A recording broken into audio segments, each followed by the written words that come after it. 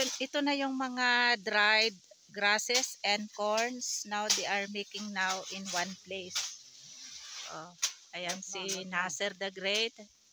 Nasser, kale. Assalamualaikum. Afnan also there. Oh, Afnan. Now he's collecting grasses. And then we will put her in one place here. Ayun, meron pa yun mga nandun. Oh.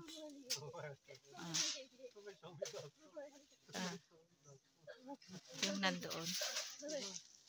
Good weather for today. Ito yung may-ari ng cow. Ito yung pagkain nila during winter season. Kasi autumn pa naman ngayon. So, ang autumn ay until next month. And then, winter start on December. So, ang winter dito ay start snow falling 3rd week of December, and then January, February, that is too much cold. So that's why need this dry grasses and corns, dry corns, feeds for buffaloes, cows during snow falling. So ito yung ginagawa nila every year. Kaya dapat kinakat yung mga grasses and then become dry at ilagay dito sa dito sa place. Every year dito sila lalagay ng ng mga dried grasses. Ayan si Afnan oh.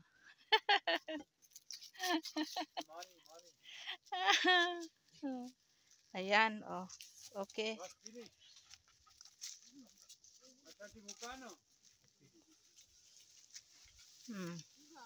Ayan, very nice weather today, and today is Sunday, and time now I think is 8:30 AM. And today is October 26, I think today, 26 or 27. Yeah, 26. Yes, 26 today. 26. Today is Tayyib. Nasar at 26 day, 27. At 27 day. Ha? 26, 27. Ads today, 27. Ha? 27. Pati yung pizza nakalimutan ko na. 27 today. So, ayan. Yung mga dito nilalagay talaga every year. Ito naman yung bahay namin.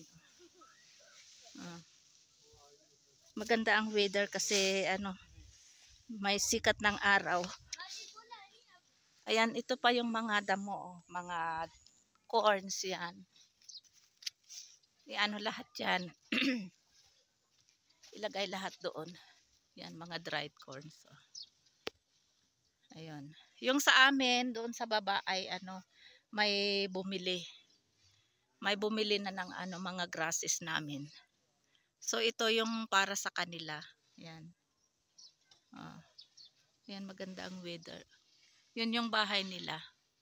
Kasi may alaga siyang buffalo, ay cow pala, at saka isang kambing. Ayan.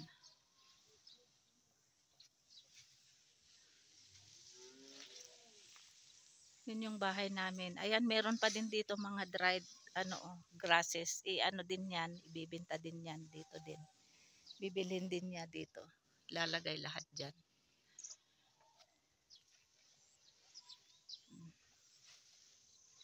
Yan.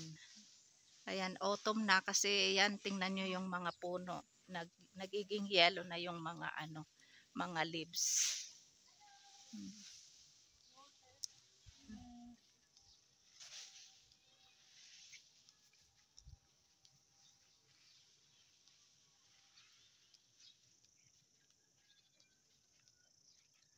Ayan, doon. Andun na sila kayo doon sa baba.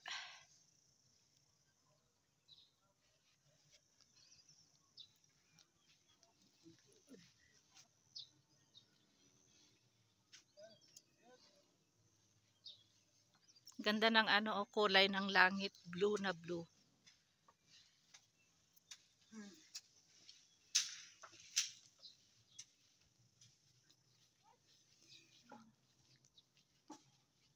Ayan, nakikita nyo yung mga flowers doon, oh. Yan doon sa taas namin.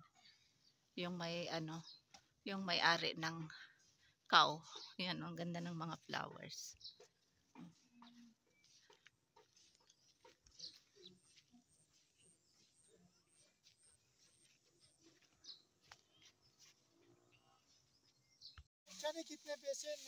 Nasir, your master to make this, what you call this in your language? Ah? Kari. Kari. In English, what is this? I don't know also in English. Eh? Kala in Pari in Pari or Urdu same. Pari and Urdu same. So all villages they are making like this.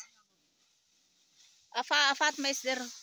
The one they have carrying buffaloes or cows. They have also like this in all villages here in Pakistan nationwide. But some some villages, there is no snow falling in that place. But here in our place, there is snow falling. That's why they need this one to make like this. Now it's almost done.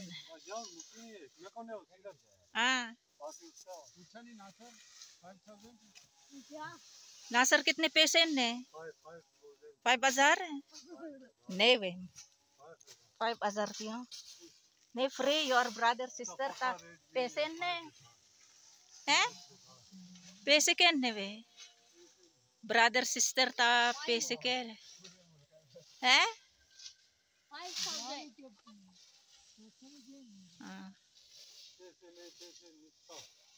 मुफ्त मुफ्त ना free mufta yes I know.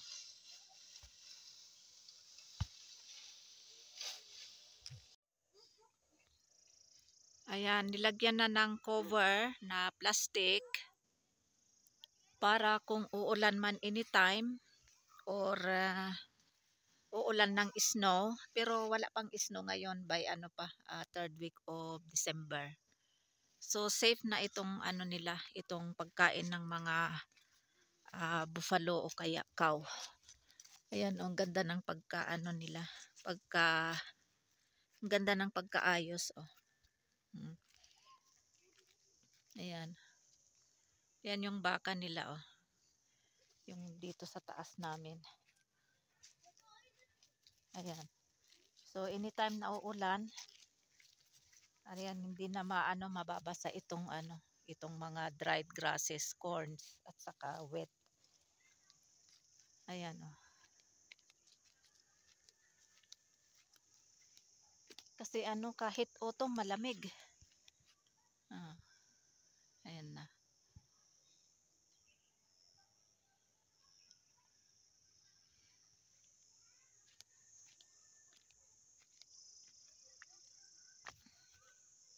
Matagal din, ilang oras din ito nila na inayos.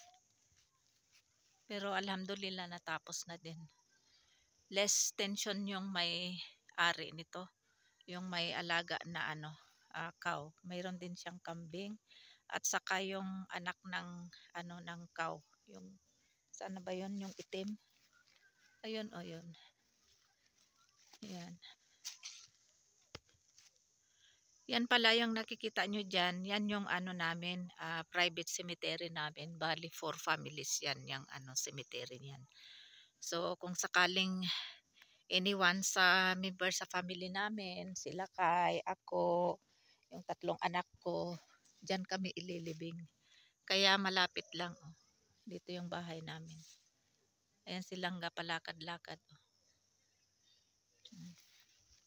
Wala nang sikat ng araw dito sa amin, kaya malamig na. Doon sa Rawlacot City, oh. Oh, may sikat ng araw pa doon, oh. Pero kaninang tanghali, may maganda yung weather dito kasi may sikat ng araw. Pero hapon na kasi, anong oras na ba? 3:30 PM na, kaya wala nang sikat ng araw dito sa namin, sa lugar namin, sa village namin. Yan.